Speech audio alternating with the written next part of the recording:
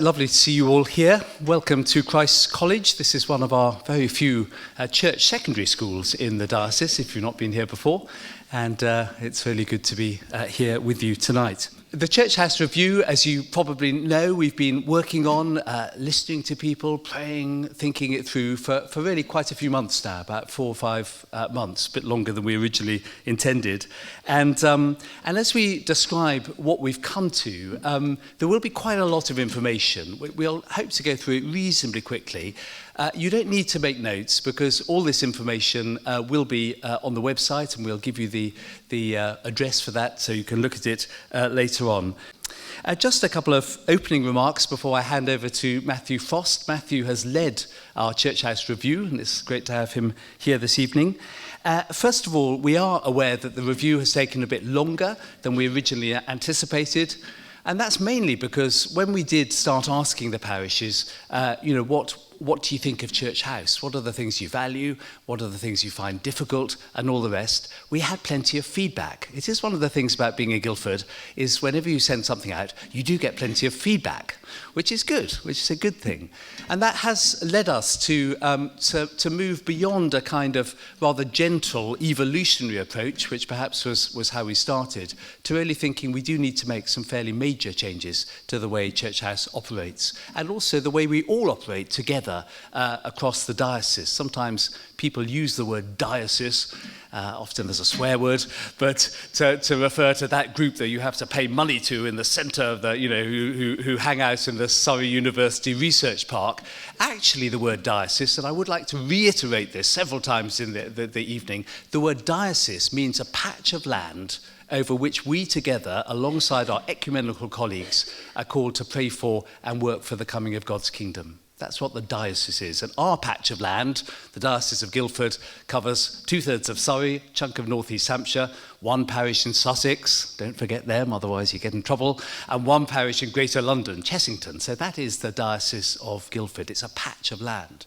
And part of the point of this review, and I hope this will come out at different points, is actually to say, how can we have a sense of us and us as we seek to work together across this patch of land most effectively, most fruitfully for the coming of God's kingdom.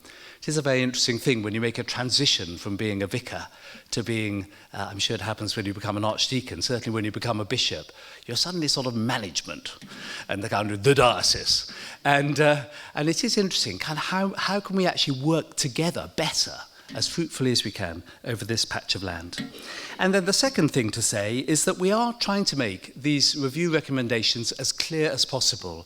Now, some people find PowerPoint stuff really helpful. Some people don't. Some people, as soon as they see a PowerPoint, kind of switch off and say it's all corporate or whatever other language they want to use. And some of the language you may take a little while to tune into. But I would encourage you to do that work of tuning in. I think that this review and the recommendations do make a whole lot of sense. And if it's not quite your language, then do the work of translation. Don't just think, ooh, that's not my language, I'm going to switch off. Is that okay? Because actually there's no one language. This is one of the things you discover when you start doing these things. There's no sort of normal language. But I hope that you'll find a coherence in what we're doing. And so it'd be good to pray, and then I'm going to hand over to Matthew for the next stage. Let's pray.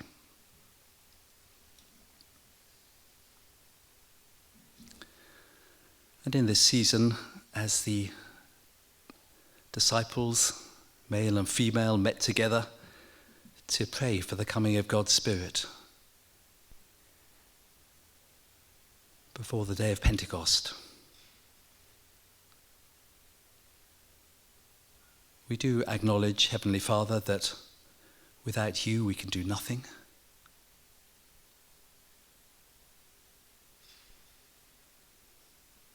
That unless the Lord builds the house, we labour in vain who build it.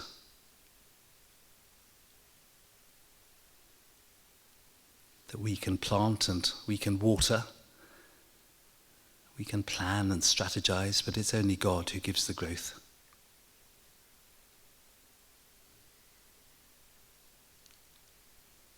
So we pray, Lord, for your blessing on this evening, and especially your blessing on our heartfelt desire to pray and work for the coming of your kingdom in this diocese and indeed beyond. for Jesus' sake. Amen. Over to Matthew.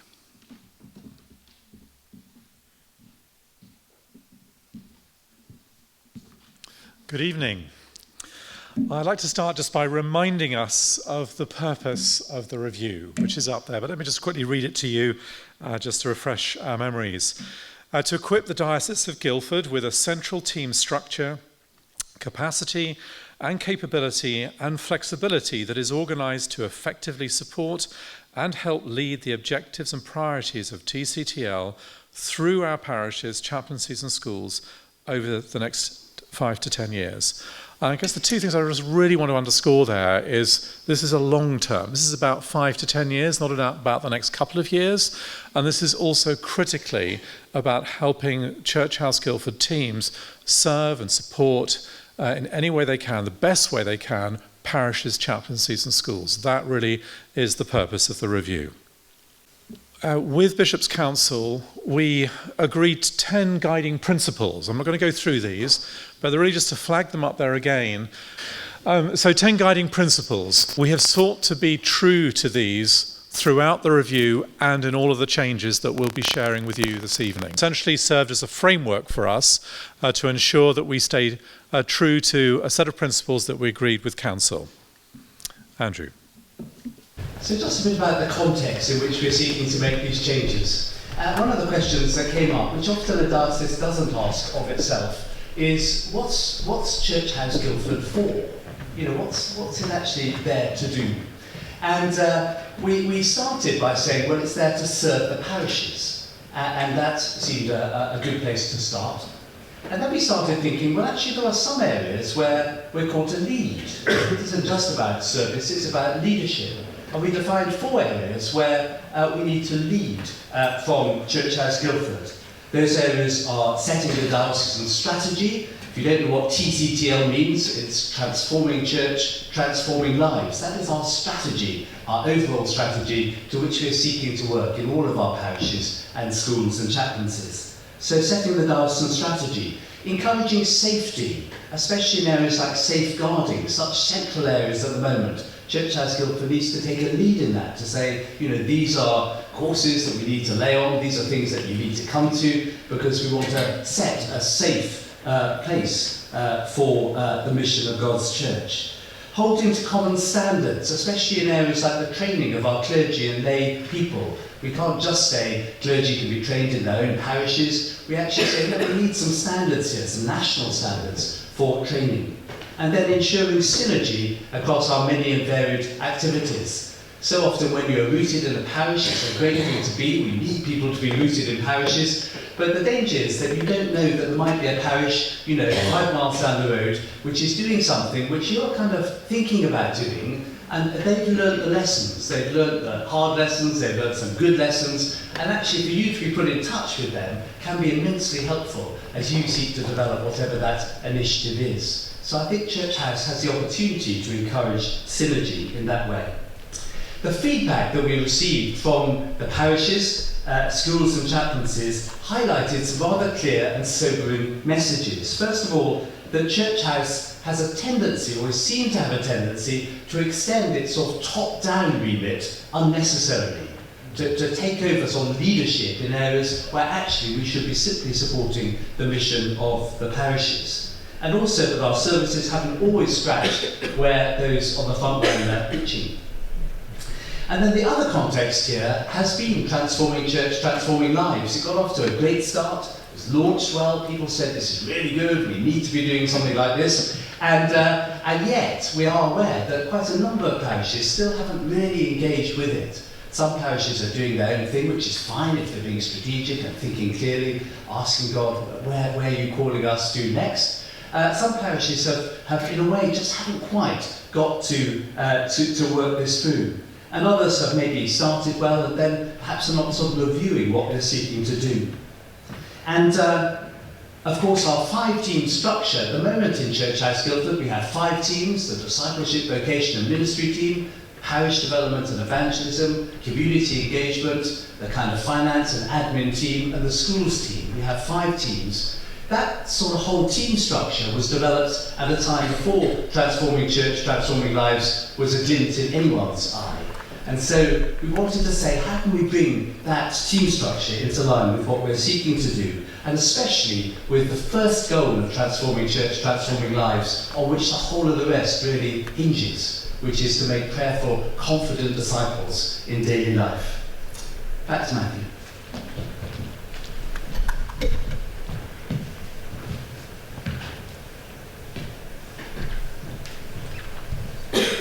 So at the outset of the review, we consulted as widely as we could.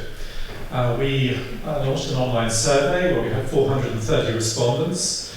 We had a survey of all staff at Church House Guildford. We had meetings and all sorts of focus groups and conversations and dialogue with at deanery level, at parish level, and at synod level.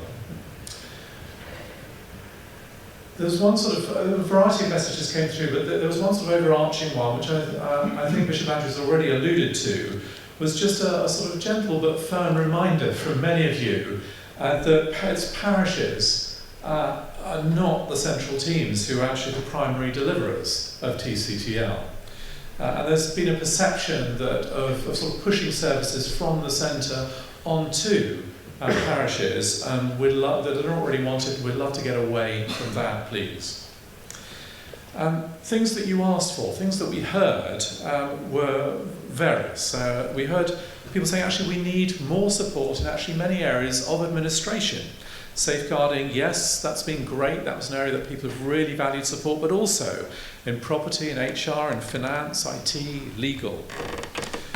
There's also a call for more effective signposting to good practice, quality resources, development opportunities, networking events, and just experts. So it's easier to find all of those resources as you find you need support. How can we get better at signposting?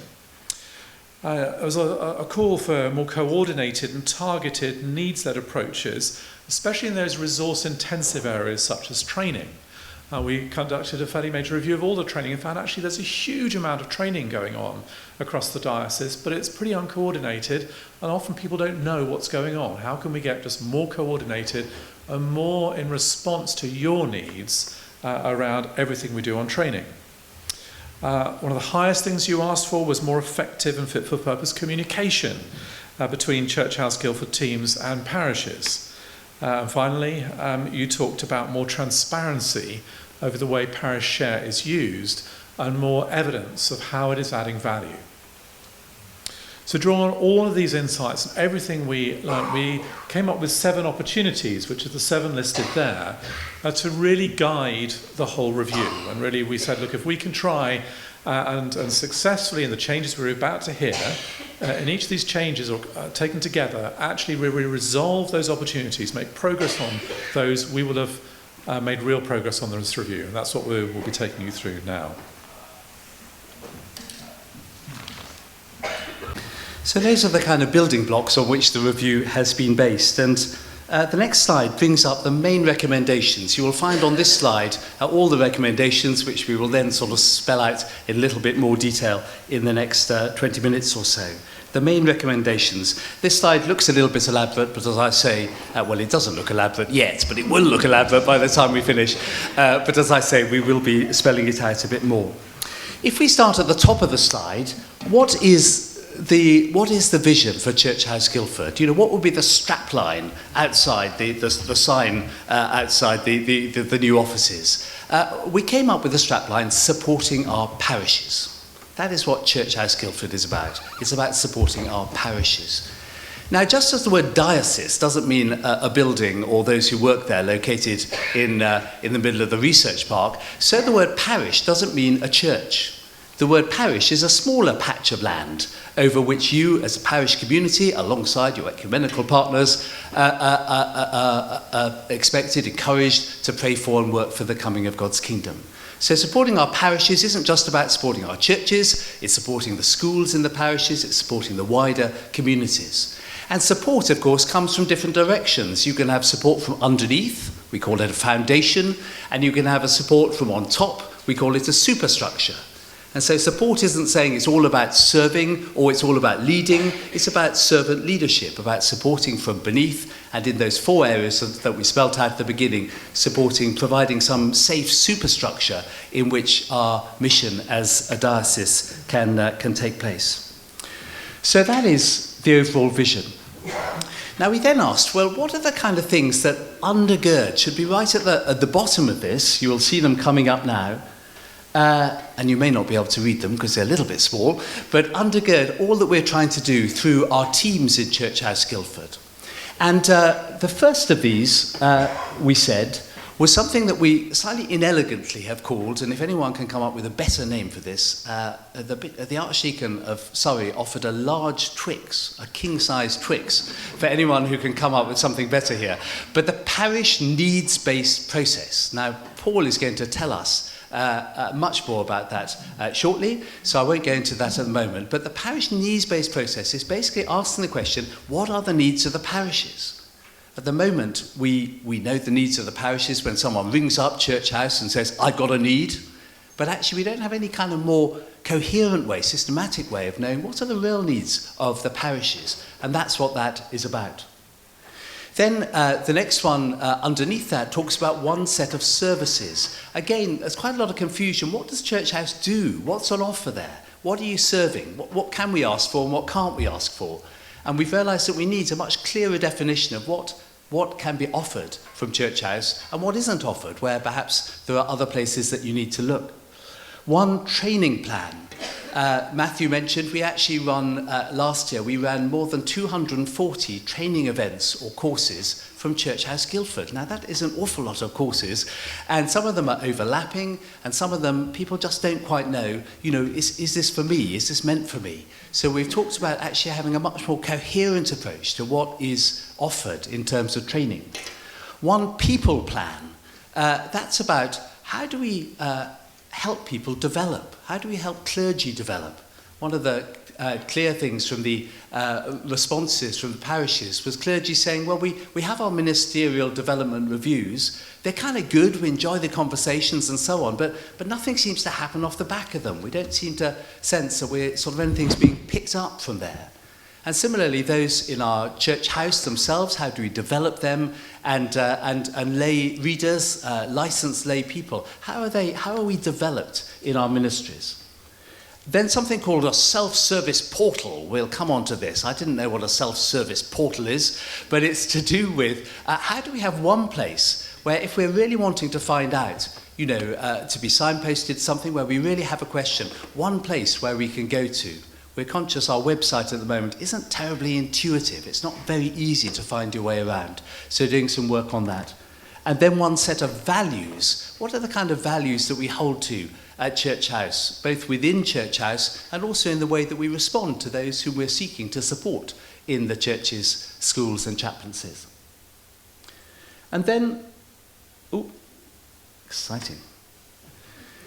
And then the big, one of the biggest, most radical changes is actually to cut down from 5 teams to 3. And we'll be talking about that a little bit more later on.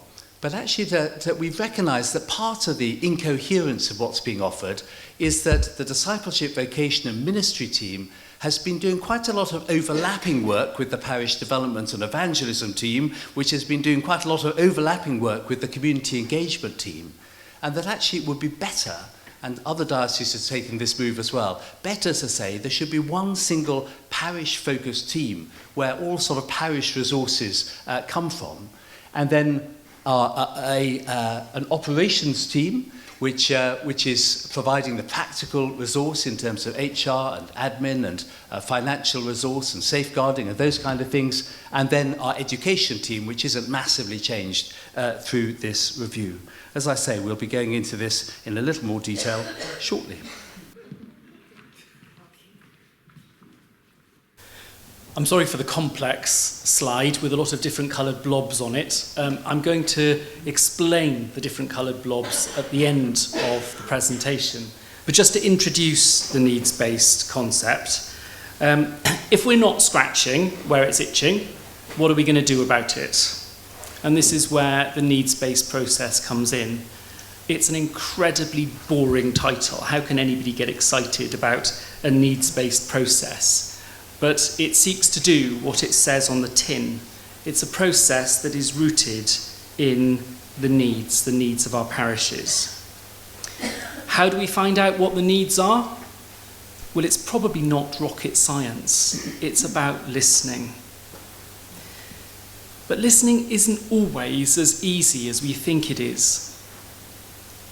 Many years ago, when I was a curate, I remember a spiritual director telling me to go and read the Rule of Benedict. And I bought it, and I read it, and I thought, what a load of rubbish. And it fell off the shelf years later, and it was like gold dust. I failed to be able to listen to what it had to say the first time round. But the second time round, I realised that actually the whole rule is based on listening very deeply to God, to each other, and to the world around us. Our slight problem is, how do we listen as a small central team to 180 or so parishes? That's what this seeks to do, and I'm going to tell you a little bit more about that at the end of the presentation. Moving from 5 teams to 3, all of them seeking to support our parishes. You can imagine this was quite a long discussion about how to do this, quite an emotional discussion at points, but we did realise that the only real way to break through the kind of silo working of the teams, which was something a lot of people commented on, was to draw them together. We decided to call it the mission team. Again, not terribly imaginative, and if anyone, another Twix is available for that one. Because actually, for those called to minister in God's church, this is traditionally called the mission and ministry team, and we could go to that. But for those called to minister, they are being called to take their place within the Missio Dei, within the mission of God. And so we thought, actually, mission does sort of hold the whole lot together. But if you prefer mission and ministry team, then that's fine as well. Drawing together the areas of the previous teams of discipleship, vocation and ministry, the community engagement team and the parish development and evangelism team under one director for mission, but also recognising there a sort of second tier of leadership developing there for the DDO, the vocations area, for training area, for what we're calling our mission enablers, we're coming on to them, and to maintain a commitment to community engagement. Change 3 is about saying we need one service list. You need to know what is being offered from Church House and what isn't. When we actually analysed what we were doing and what we were planning to do, we realised that quite a lot of what we do at Church House is statutory. Actually, there's no choice. The only question is it done as efficiently as it can be? And we'll come on to that. But there's no choice about quite a lot of what is offered. We need a finance function. We need safeguarding function. We need stuff from a statutory perspective. And as we worked that out, we discovered that 56% of all that we spend at Church House Guildford is on statutory stuff that we just need. Then we recognised that there were another 32 services, which, because quite a number of them are led by part-time people, are discretionary. In other words, they're things that we don't have to have, those people helping us with mission. We don't have to have a number of different areas. And we recognised that was 22% of what we spend on the centre. And then there were 18 services, another 22%, which we do as a diocese, which are actually funded from outside of ourselves. We're quite unusual in having that number of activities that are funded from outside, mainly in the area of community engagement. So when it comes to parish share, for example, 72% of parish share currently goes on services that are statutory, we just have to do, and 28%, this is the chunk of parish share that goes towards funding the Church House Guildford. 28% is discretionary, and those are questions we need to ask, what do we need there and what don't we need? But that is articulating one service list. Over to Matthew.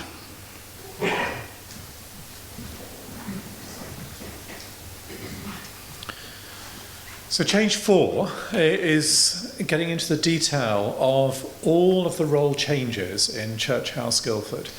This is where it gets challenging, this is where it gets emotional, this is where it gets personal. We've already talked about a number of changes: the needs-based process, the reshifting and rejigging the services, the move to 3 teams. All of these have implications for roles. Across all of this change, there will be 30 Church House Guildford roles will change as a result of all of the changes you hear today. By the end of the change process, there'll be a net reduction of approximately 10 roles in total, or 3 full-time equivalents, over 2 phases. Now the changes in these roles is happening in 2 phases, so let me just walk you through the first set of phases, which we've already announced to all staff at the beginning of May. So phase 1 changes. If I go team by team, if I start in the mission team, firstly, we're appointing a new diocesan director of mission. We're closing both of the current roles as Director of Parish Development and Evangelism and Director of Discipleship, Vocation and Ministry, bring this into one director. Secondly, the team will include activities so that we're bringing, again, as Bishop Andrew explained, we're bringing people together to overcome the silos. That will result in change as people come together from DVM, from PDE, and from the community engagement team. So all those 3 teams coming together into one team. Thirdly, some services we provide today will be closing. So specifically, the service of spiritual growth facilitation, the resource centre, the service of World Church Advice, which is going to move to voluntary provision, and the community engagement team Parish Advice Service. Other changes will include exploring grant funding for sensory inclusion. Moving to the second area, the new operations team. So there'll be some very significant changes to our communications team, which we'll cover in just a moment, as it's one of the other discrete changes. The leadership of the people plan that Bishop Andrew mentioned, the one people plan, that will lie within the operations team under the leadership of the HR and safeguarding team. And then the outsourcing of our quinquennial inspections will be a new change. Moving to the education team, we'll be changing oversight for chaplaincy, and this will be accompanied by closure of our parish share funded chaplaincy roles for schools. So that's phase 1. As I said, there are 2 phases. Phase 2 changes are principally around 3 broad areas. The first broad area is around implementing the parish needs-based process that Paul introduced to us just now, and everything that comes with that to make sure that process runs as smoothly and effectively, and that we're really supporting parishes throughout the process. So there'll be a small parish coordination team based in the operations team, and there will also be establishing a new mission enabler team, which will be multidisciplinary, which I'll let Paul tell you a little bit more about in a moment. So that's the first area. The second area is around taking the opportunity to build on our local ministry programme where we can, not least with a role and curriculum approach across all ministry and lay training. And the third area will be that we'll be exploring and preparing for in phase 2 is to seek to ensure that all of our grant-based work supporting communities across our diocese is firstly anchored and owned in parishes and by parishes, and secondly that all this grant-based work is operating on a total cost basis, so we can be absolutely confident that there is no parish share cross-subsidy of any of these services. So clearly there's more work to do. That's why we've had to break it into 2 phases. We've got to go away and do the preparatory work. We've got to run a pilot. We've got to make sure we implement this really well. The details of roles changes that result from having worked all of that through will be concluded and announced in late autumn 2000 this year, once that work is complete.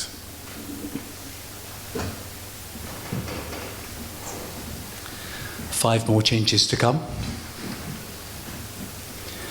Refocusing Church House Guildford communications. We had a lot of communication back from you about how communications to you just weren't really fit for purpose. There wasn't any criticism in individuals there. It was simply saying some of the processes kind of rather outdated and it's not really helping very much. So just three things here. Refocusing our communications from what we've tended to do, which is to broadcast everything. You know, here are 101 things, particularly through Grapevine. Here are 101 things you could be doing, you know, from a flower festival here to a training course there to, but refocusing it and actually saying, you know, let's try and be a little bit clearer about what we're doing, what we're communicating, and how we can tailor it to different groups. Developing this much more intuitive website to make access to relevant information far clearer, and this online self-service portal. And reshaping our communications team with a full-time head of communications supported by a full-time communications officer. We've actually had a bigger team than that in the past, larger number of people and slightly larger full-time equivalent. We do recognise, and we've had quite a lot of feedback about the magazine. People have appreciated the magazine, but it does cost a lot of money. It takes actually one person's job, more or less, to kind of produce that. And on top of that, of course, the publication costs and everything else. And that we've decided, from the feedback that we've had, is actually costing too much money for the added value that it's bringing. So that is one of the things that we're going to close down after the 4th edition. I hope you've got the 4th edition, enjoy it. Some good stuff, really good stuff there. There's been good stuff in all the editions, but it is very expensive. Change 6 may not be terribly excited about this, but good for you to know. The leadership of the diocese, we've had a group called the Bishop's Staff Meeting, which I inherited. It had 14 people sitting around a table when I first arrived, and actually we're going to slim that down a bit, just to make it a little bit more focused. It's going to be called the Bishop's Leadership Team. A shame about the acronym BLT. You know what we'll be having for lunch after we've met, but the Bishop's Leadership Team, and that will consist of bishops, archdeacons, diocesan secretary, dean, the director of mission, the director of schools, and then bringing in as well the community engagement director, who's part of the mission team, because that wider community's perspective we're really not wanting to lose, and also the HR director, because particularly the safeguarding strand and the HR strand is really important. So it'll be going down from a team of 14 to a team of, is that about 10? I think that's 10, yeah. So the BLT will be meeting once a month, as we have been doing, and obviously we will be accountable to Bishop's Council and Diocesan Synod, as always. Just change 7, you'll remember at the bottom of that sort of slide, which had it all in a nutshell, it said one training plan.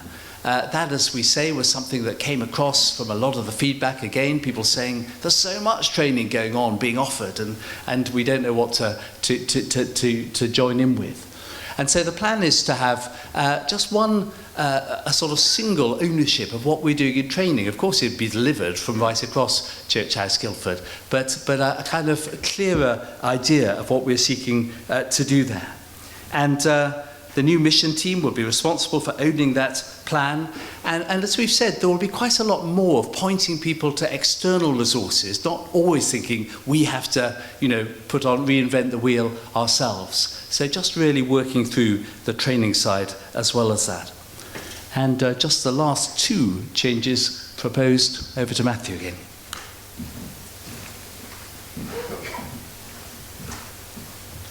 So change 8 is refocusing our people planning. This is all about this one people plan, where we bring everything together into a coherent picture and strategy for how we develop, train, recruit, do everything to do with people. So the idea, firstly, here, just a few things to say, just to highlight, is firstly, the intention here is to make sure this is developed in the context of our diocesan strategy, TCTL.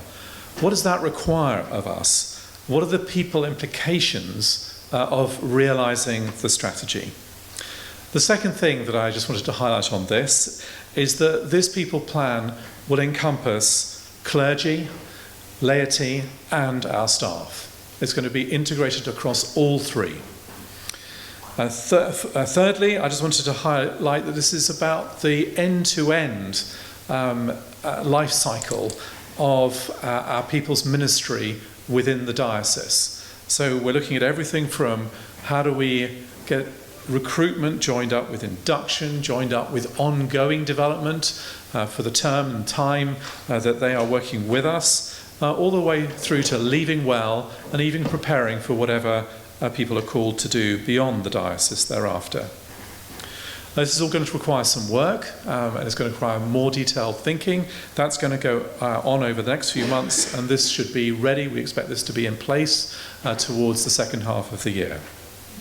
So that's change 8. Change 9 is refocusing our culture, values and behaviours. Culture is incredibly important in changes like this, and we're being very intentional about being clear what is the kind of culture that we want to see shaping all of our behaviours, all of our actions, all of our ways of working in Church House Guildford and beyond. So we're introducing one set of simple values, working with a team drawn from across Church House Guildford. We've come up with 4 values that we will be embedding and integrating into all of our ways of working. These are fostering dignity, building community, seeking wisdom, and inspiring hope. And against each of these values, work is underway to say, what does that really mean in practice? It's all very well having those high-level statements. How do we really make sure those are embedded and come to life in the way that we're working right across Church House Guildford and beyond?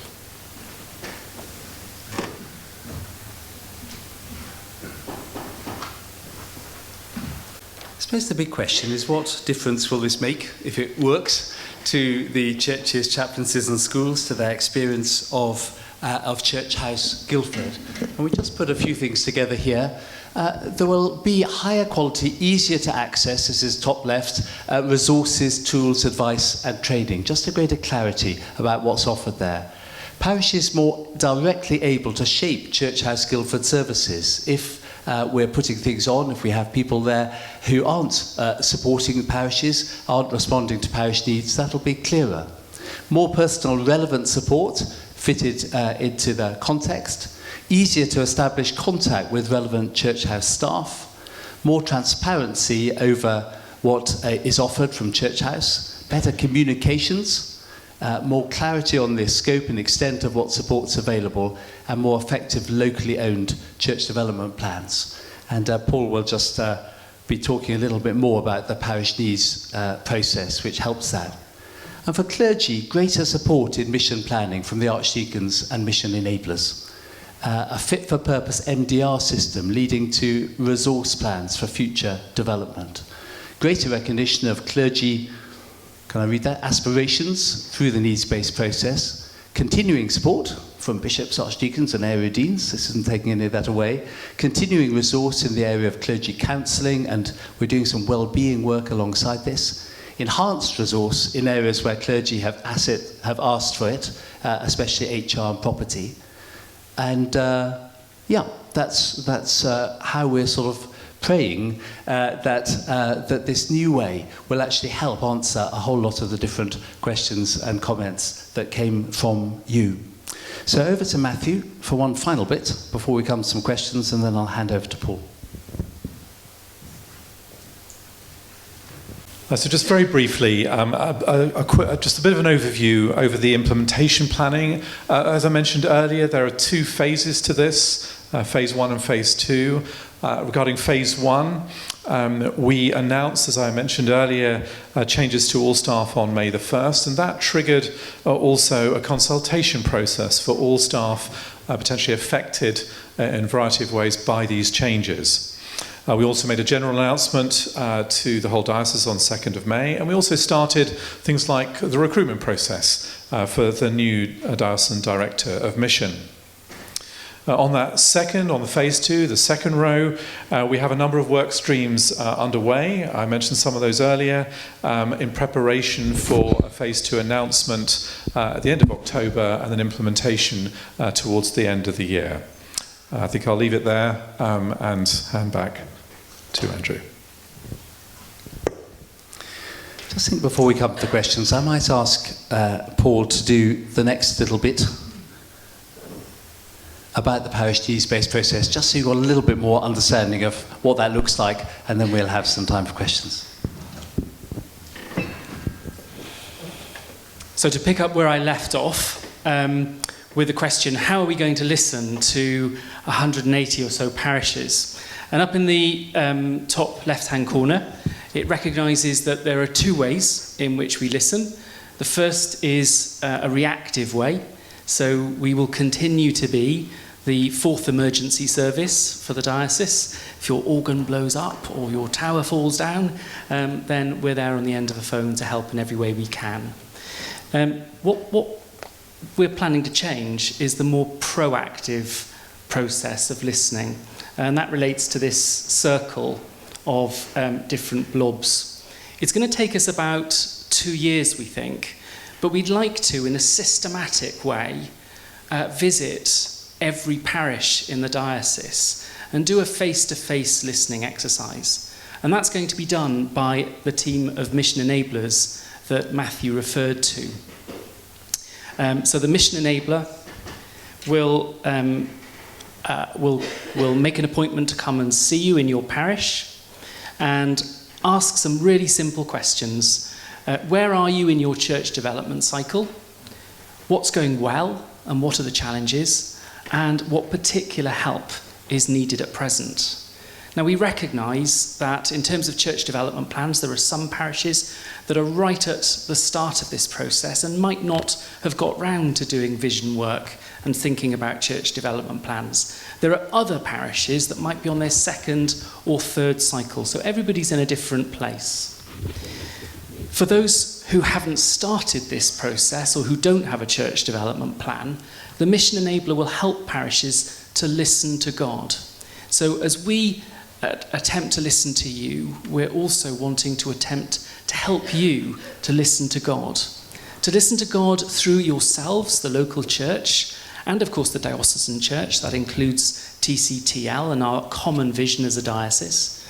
The school, in particular our church schools, and we're doing a really exciting piece of work at the moment with a little group of head teachers and incumbents who are looking at how we can work together a little more strategically. And I'm really excited about that. And then thirdly, the wider community.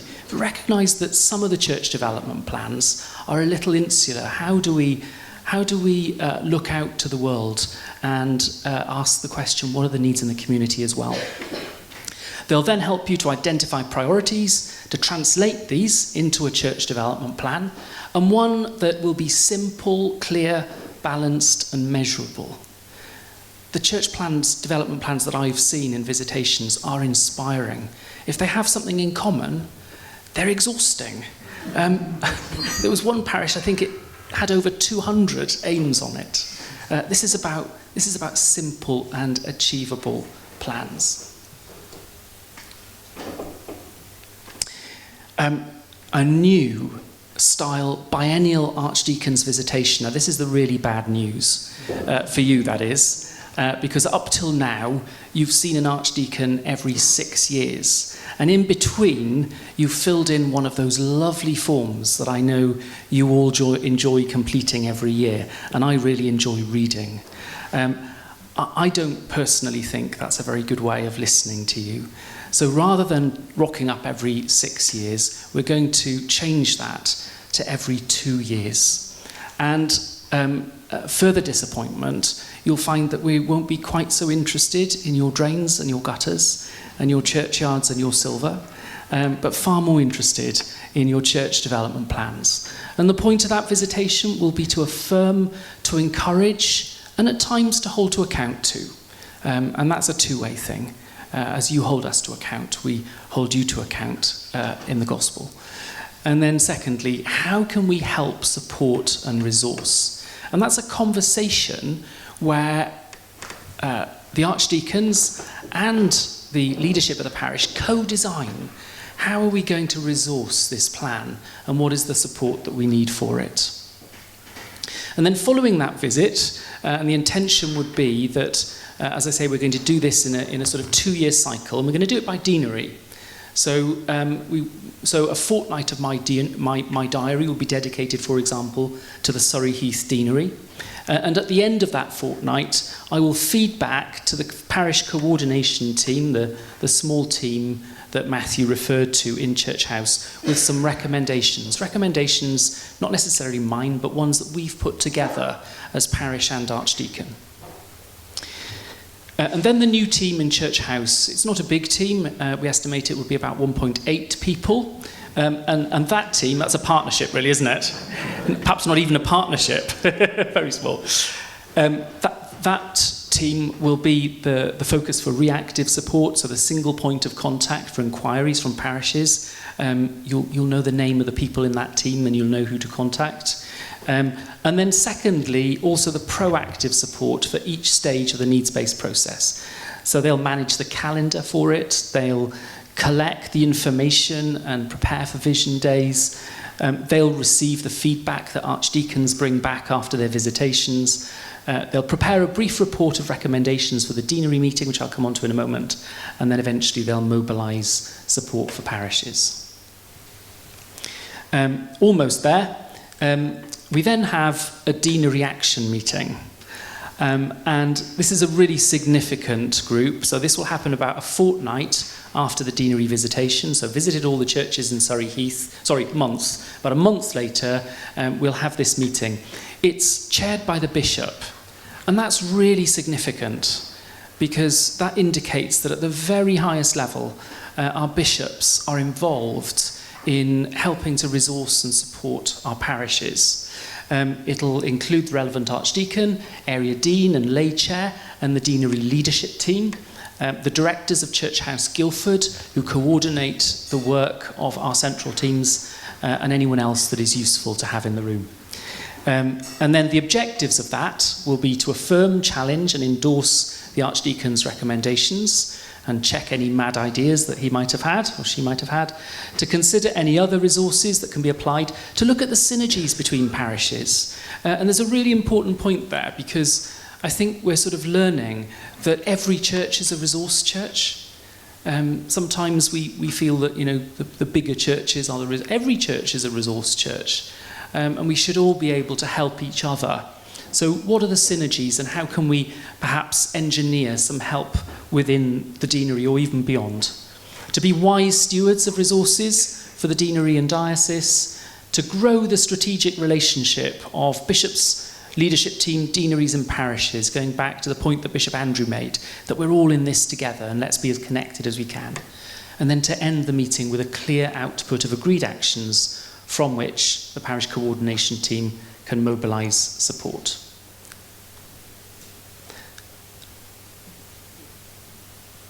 The very final slide there, which disappeared, was about the mobilisation itself. So that then goes back to the parish support team, who will mobilise. And then very finally, in the in-between year, between archdeacons' visitations, we've talked to area deans about this. The area deans will spend a week of their diary in the year to go around each of the parishes and just check to see how things are going.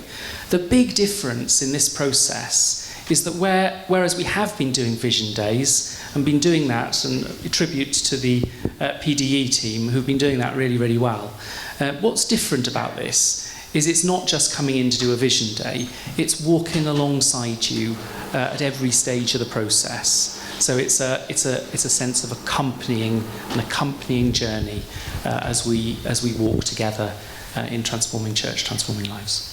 I am actually really passionately excited about what has actually come out of the review. I think it gives a significant opportunity for the diocese to actually move forward on a number of areas.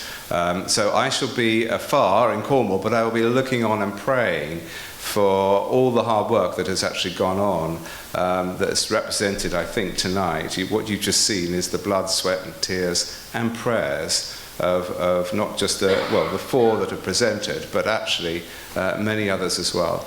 And it's going to need prayer. It's going to need prayer from everyone in the diocese to actually help shape what has actually been outlined today. So I wanted to say, on your behalf, I'd quite like to say thank you to the team for actually putting on this evening and for presenting. So thank you, team. Can we give them a round of applause?